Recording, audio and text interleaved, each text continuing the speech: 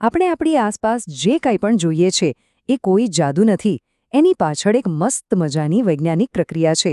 તો ચાલો આજે એ જ સમજીએ કે આ પ્રકાશ આપણી આંખો સુધી પહોંચે છે કેવી રીતે અને આપણને આ બધી વસ્તુઓ દેખાય છે શા માટે. ક્યારેય એવું વિચાર્યું છે કે આપણે જ્યારે કોઈ વસ્તુને જોઈએ છીએ ત્યારે આપણે ખરેખર એ વસ્તુને નથી જોતા, બલકે આપણે તો એના પરથી અથડાઈને પાછા આવતા પ્રકાશને જોઈએ છીએ. વિચિત્ર લાગે છે, બરાબર? જેમ કે પેલું સફરજન. આપણે એ ફળને નથી જોતા, પણ સૂર્યનો પ્રકાશ જે એના પર પડીને આપણી આંખમાં આવે છે ને, આપણે એને જોઈએ છીએ. આ નાનકડો ફેરફાર જ જોવાની આખી પ્રક્રિયાને સમજવા માટે બહુ જ જરૂરી છે. તો પછી આ જોવાની પ્રોસેસ કામ કેવી રીતે કરે છે? બધો ખેલ પ્રકાશની એક સિમ્પલ જર્નીનો છે. ચાલો આ સફરના એક એક સ્ટેપને ધ્યાનથી જોઈએ. જુઓ, આખી વાતને 3 સિમ્પલ સ્ટેપ્સમાં સમજી શકાય. પહેલું, પ્રકાશ ક્યાંકથી નીકળે છે, જેમ કે સૂર્યમાંથી. બીજું, એ પ્રકાશ કોઈ વસ્તુ પર પડે છે. ચાલો પાછું પેલું સફરજન જ લઈ લઈએ. અને ત્રીજું, એ સફરજન પરથી ટકરાઈને પ્રકાશ સીધો આપણી આંખોમાં પહોંચે છે. બસ, જેવું આવું થયું કે તરત જ આપણને એ વસ્તુ દેખાવા માંડે છે. તો ચાલો આ સફરના પહેલા સ્ટેપ પર ફોકસ કરીએ.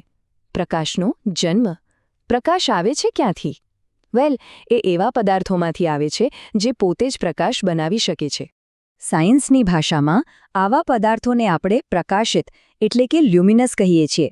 આ એવા પદાર્થો છે જેમને દેખાવા માટે બીજા કોઈના પ્રકાશની જરૂર જ નથી, કારણ કે એમની પાસે તો પોતાનો જ પ્રકાશ છે. એ પોતે જ એક લાઇટ સોર્સ છે. જેમ કે સૂરજ, આપણા ઘરનો બલ્બ કે પછી ટોર્ચ. આ બધા પ્રકાશિત પદાર્થોના એકદમ પરફેક્ટ ઉદાહરણો છે. એ બધા જ પોતાનો પ્રકાશ જાતે બનાવે છે.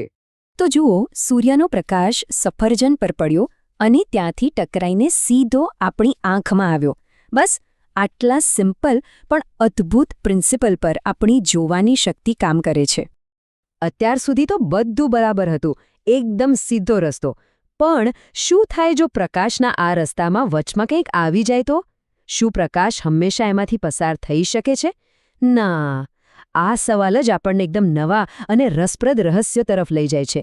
અસલમાં કોઈ પણ વસ્તુ પ્રકાશ સાથે કેવું વર્તન કરે છે, એના આધારે આપણે એને 3 અલગ અલગ કેટેગરીમાં મૂકી શકીએ છીએ. દરેક વસ્તુનો પ્રકાશને રિસ્પોન્સ આપવાનો તરીકો અલગ હોય છે. જો ટૂંકમાં કહીએ તો પારદર્શક પદાર્થો પ્રકાશને આરપાર જવા દે છે, અપારદર્શક પદાર્થો એને બિલકુલ રોકી દે છે, અને પારભાસક પદાર્થો એ થોડો પ્રકાશ જવા તો દે છે પણ એને આડોઅવળો કરી નાખે છે. ચાલો હવે આ ત્રણેયને થોડું ડિટેલમાં સમજીએ. તો સૌથી પહેલો પ્રકાર છે પારદર્શક, એટલે કે ટ્રાન્સપરન્ટ. સમજી લો કે આ પદાર્થો પ્રકાશ માટે એકદમ ખુલ્લા હાઈવે જેવા છે. પ્રકાશ એમાંથી સડસડાટ કોઈ પણ રોકટોક વગર પસાર થઈ જાય છે. એટલે જ તો આપણને એની આરપાર બધું એકદમ ક્લિયર દેખાય છે. આજુ આ કાચનો ટુકડો પારદર્શક છે, એટલે પ્રકાશ એની આરપાર જઈને પેલા ફૂલ અને પતંગિયાની એકદમ સાફ ઇમેજ આપણી આંખો સુધી પહોંચાડે છે. એવું જ લાગે કે જાણે વચ્ચે કંઈ છે જ નહીં. હવે બીજો પ્રકાર છે અપારદર્શક, એટલે કે ઓપેક. આ પદાર્થો પ્રકાશ માટે એકદમ પાકી દિવાલ જેવા છે. એ પ્રકાશને પૂરેપૂરો બ્લોક કરી દે છે. એમાંથી પ્રકાશ આરપાર જઈ જ ના શકે. આ લાકડાનો ટુકડો અપારદર્શક છે, એટલે જ એ પ્રકાશને રોકી રહ્યો છે. અને એનું પરિણામ શું આવ્યું? એની પાછળ પડછાયો બન્યો. બસ આ જ કારણ છે કે આપણે એની આરપાર જરાય નથી જોઈ શકતા.